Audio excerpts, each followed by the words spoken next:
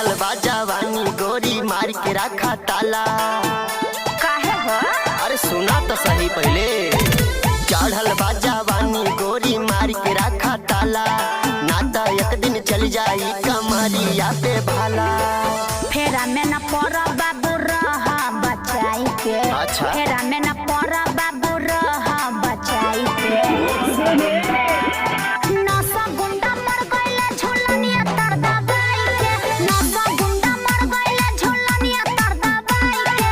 नौसा गुंडा मर गइला झूलनिया तर दबाई के। झूलनिया तर दबाई के। झूलनिया तर दबाई के। झूलनिया तर दबाई के। झूलनिया तर दबाई के। नौसा गुंडा मर गइला झूलनिया तर दबाई के।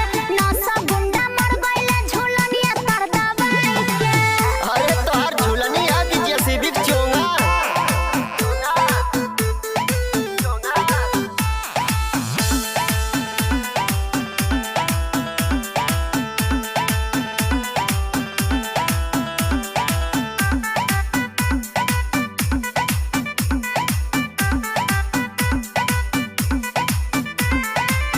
काली का चनार बारू काचे उमर में, पतली कमार तो हर बासल नजर में। अच्छा हम का करिए?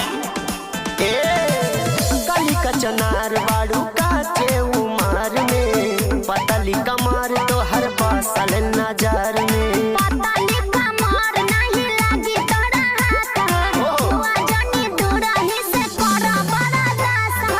अच्छा। मुसकी पे हमारे न रहलो भाई के।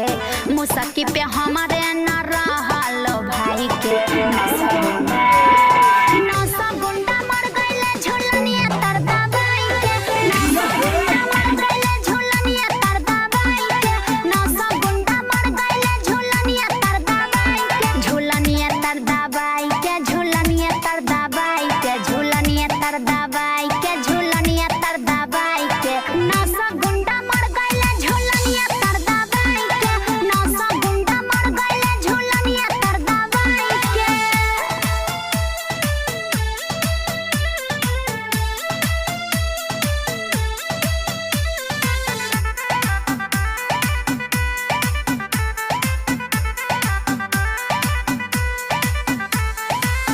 गलिया पे पाउडर या ओठवा पे लाली, देखी के मन करे कनिया बना ली।